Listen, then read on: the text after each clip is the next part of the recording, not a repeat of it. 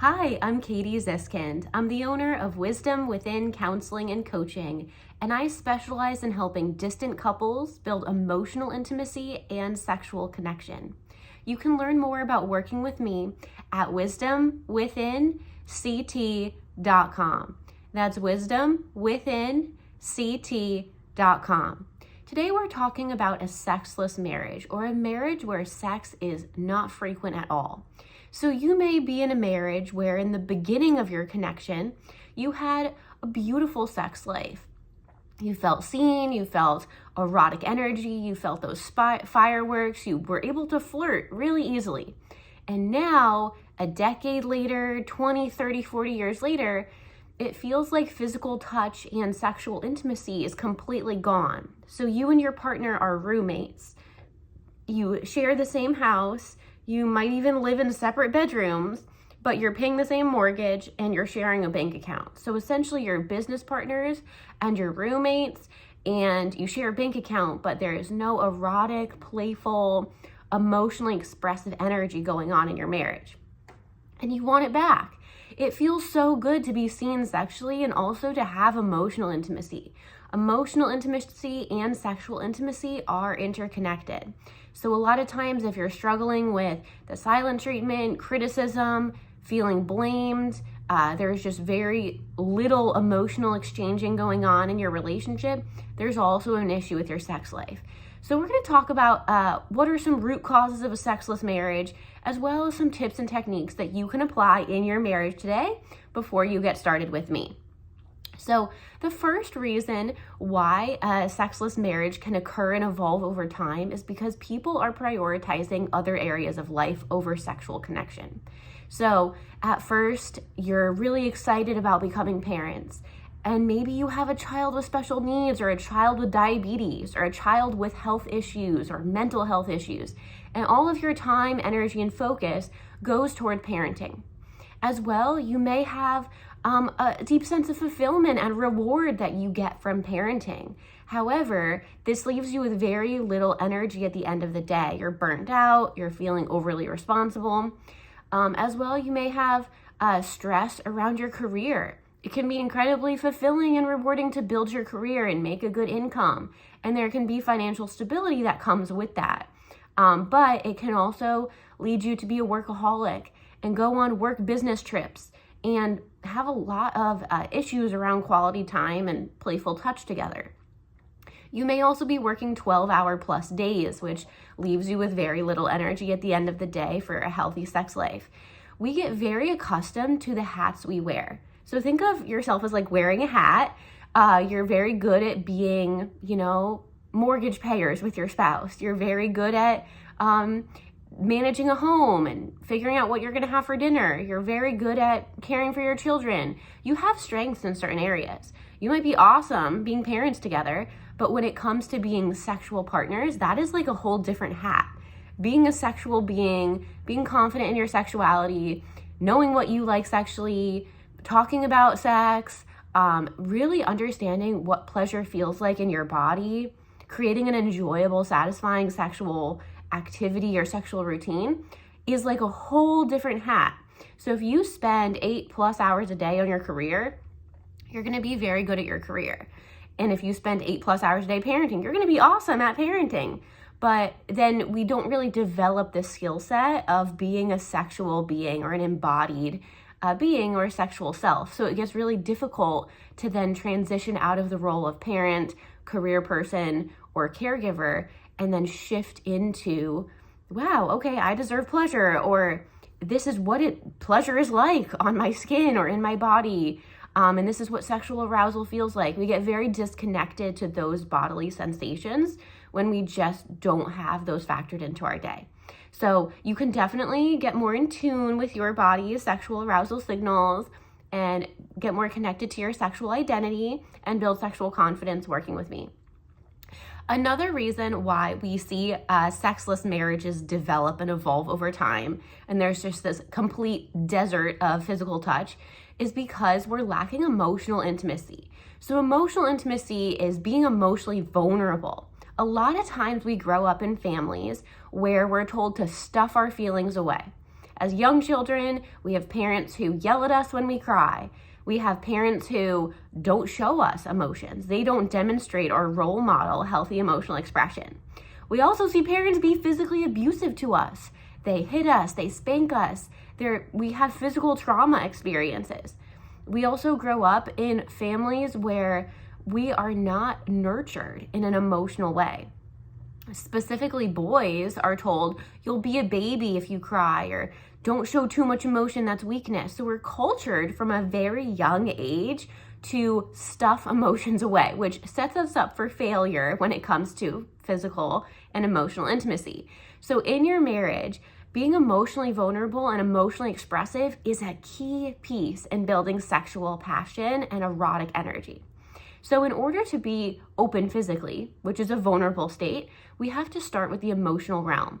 So this means adding color and vibrancy emotionally to what you're sharing with your partner. So if you say, how was your day? And they say, good. And they say, how was your day? And you say, good. That's like not enough emotional expression. That's like plateau, right?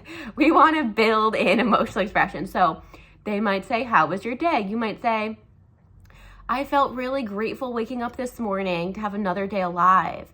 I had some oatmeal and I put cinnamon in it, and the scent of the cinnamon made me smile, and it reminded me of my grandma, and that brought me a lot of joy. And then I felt a little bit anxious because I have this big work meeting and I'm really a little bit nervous that I might not do well in the presentation, and I just wanted to share that with you.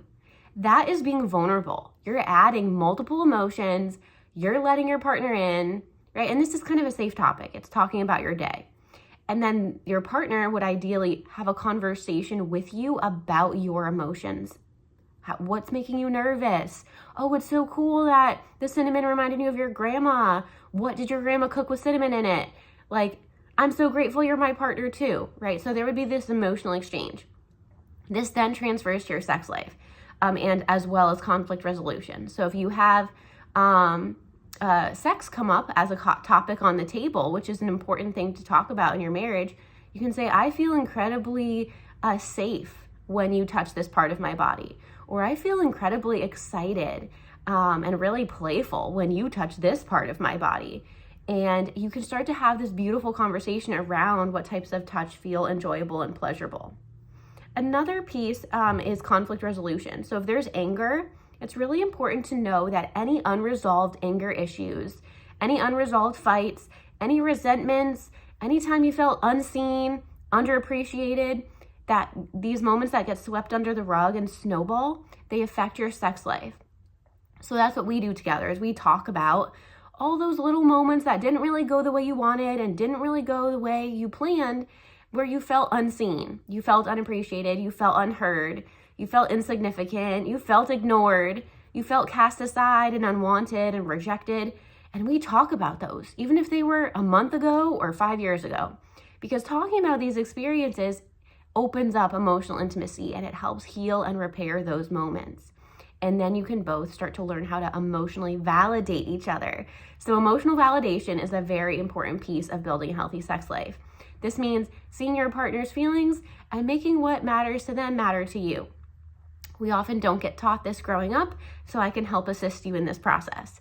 As well, another piece to a sexless marriage is avoiding sex. So essentially, sex becomes this topic that is emotionally triggering for you both. So one person wants sex, the other person doesn't.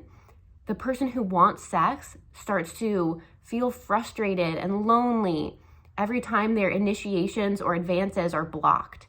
And the person that doesn't want to have sex starts to feel overwhelming anxiety, might even have sex out of obligation or duty, and have sex that's painful and uncomfortable. And sex becomes this really triggering, uncomfortable topic. So we start to talk about sex in sessions together and make sex, whether that's touching your partner's back or giving them a back massage or kissing or holding hands, all the way to oral sex and penis and vagina sex and penetrative sex, this whole spectrum of touch, we make it just open. We open the conversation. I help you both be receptive to each other and emotionally accessible. And I help you start to talk about sex in a comfortable, familiar, and confident way. So that instead of sex being this topic where there's rejection, shame, guilt, anxiety, and insecurity, I help you shift into confidence, build a secure bond around sex, create meaningful connection and trust around sex and what touch looks like. Touch can be an incredible form of bonding in your relationship, but if it's loaded with insecurity and rejection and avoidance, there's so many triggering emotions there that make it like charged beyond belief. So what we try to do is I support you in having seamless conversations about sexual needs. We start to talk about what physical touch can do. It can increase oxytocin in your brain. It can help you both have those mood boosting chemicals released in your brain. And it's so incredibly important in your marriage to have forms of healthy touch. This is not just penis and vagina penetrative sex. Touch is diverse. Touch can be stroking your partner's inner wrist and their forearm as you're walking. Touch can be gently tucking your partner's hair behind their ear and looking in their eye and telling them that they matter to you. Touch does not just have to include penetrative sex. So I want you to diversify and expand the touch in your relationship. And if you're struggling and you're in a sexless marriage and sex is not frequent enough and you're feeling rejected and frustrated and unwanted, these conversations are scary, but they are so worthwhile. And you're not alone. I can help you develop a healthier sex life and start to talk about the root of where some of these insecurities come from. Sometimes we grow up in an environment of religious shame and guilt. So when we grew up in a strict conservative religious environment, as children, we're taught fear-based messages around sex. We're taught that if we have premarital sex, we're going to go to hell, or we're going to be ostracized from our church, or if we receive any unwanted trauma, which is unwanted touch or sexual trauma, that it's our fault because we were wearing too short of a skirt, or we were wearing shiny earrings, or we were wearing something that made the person abuse us, which is not true. That's a myth. That's a fear-based message that creates shame, guilt, and anxiety and self-blame around sexuality. So sometimes we're in a sexless marriage because we feel shame and guilt around our own sexual expression. We feel afraid that expressing ourselves and developing a sexual identity is going to make us obsessive or make us dirty or make us taboo and make us this like creature that's going to have obsessions and compulsions immediately. And it's not. You know, connecting with your sexual self and having a sexual identity doesn't mean that it's going to run rampant. It's just so that you can connect with your partner in that beautiful, intimate way. And so we do have to unpack religious, conservative, strict messages we've received growing up because they do create shame and guilt that can also lead to problems like erectile issues, problems orgasming, problems climaxing, and even pain and fear responses physically during sexual activities. So looking at your upbringing, looking at how you were raised and the fear and shame-based and guilt-ridden messages around sex and sexual expression you learn growing up plays a big role in the sex that you're having in your marriage today.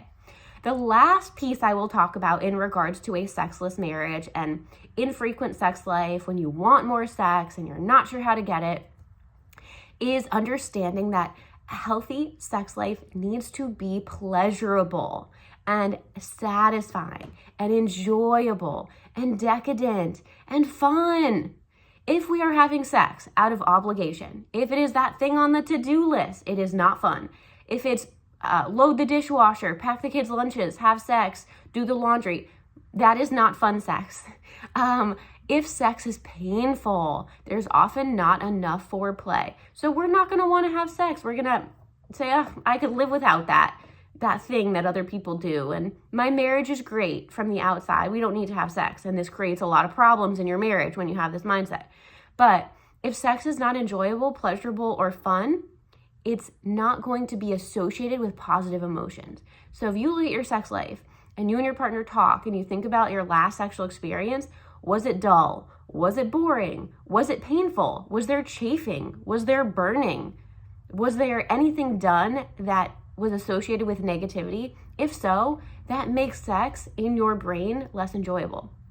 So I want you and your partner to talk about, and maybe even personally in a journal entry for yourself, to think about, what do you enjoy most about sexual activities? Do you enjoy the freedom when your partner massages your body, that your mind gets a sense of freedom to let go of the worries and the chaos of your life? When your partner touches your body, do you like the sensory experience, that soft caressing? When your partner touches your body, do you like the feeling of being desired? Do you like the feeling of being wanted? Does that elicit an excitement in your body? When let's say you're touching your partner's body, do you like seeing your partner smile and make eye contact with you? And is that a positive feedback loop where you feel really good about yourself because you're getting to do this awesome offering of pleasure to your partner? What do you like most about these experiences?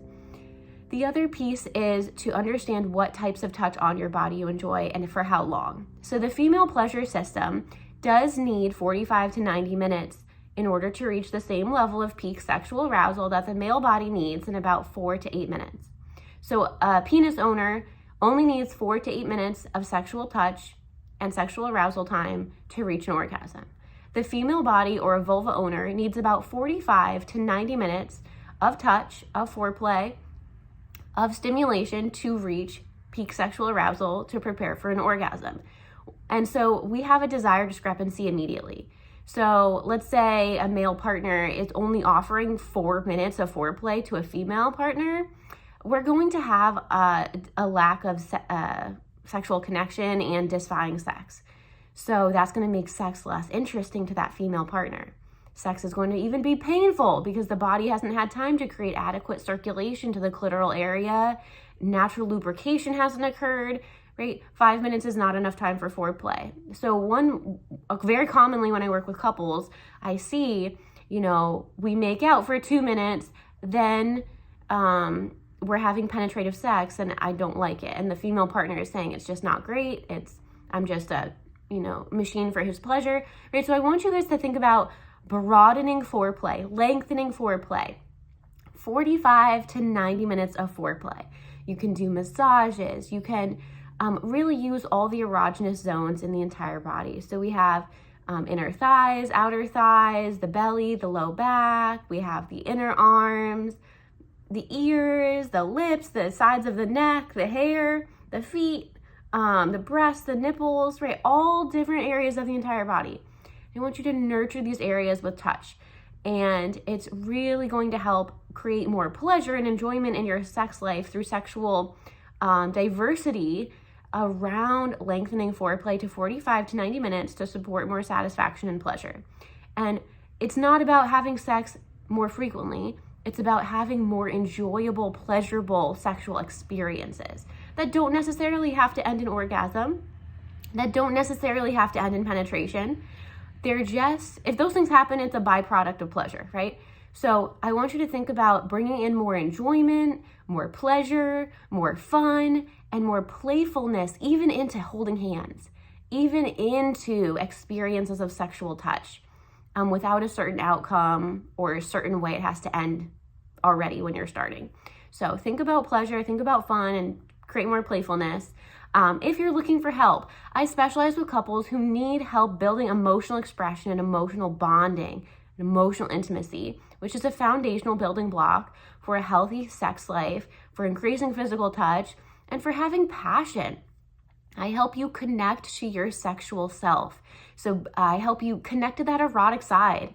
If you're feeling stuck in this companionship mode or parenting mode or stuck as business partners or roommates, that is a baseline that we can use as a launching pad to build a passionate, meaningful, playful, pleasurable, and satisfying sex life. No matter your age, no matter your race, no matter your ethnicity, it's all possible. If you both are willing and want to work on your sex life, I would love to support you in that. I specialize with distant couples who need both emotional and sexual intimacy. And we talk about all the things that I shared with you in this video today. There are many pieces of this pie, and we take them in bite-sized pieces together so that you can have a satisfying, pleasurable, and enjoyable sex life that helps you feel fulfilled and strong and secure in your marriage. you can book a phone consultation to work with me at wisdomwithinct.com. That's wisdomwithinct.com. I'm Katie Ziskind. I'm a Gottman Level 2 marriage therapist. I'm a licensed marriage and family therapist. I'm a certified sex therapy informed professional. I use emotionally focused couples therapy, and I specialize in helping couples build erotic desire, overcome low libido, and work together as a team to create sexual satisfaction and overcome sexual dysfunction. So again, you can work with me at wisdomwithinct.com. I also have a podcast called All Things Love and Intimacy on Spotify and on Apple that you can also find resources like this on. I hope you guys have a great day.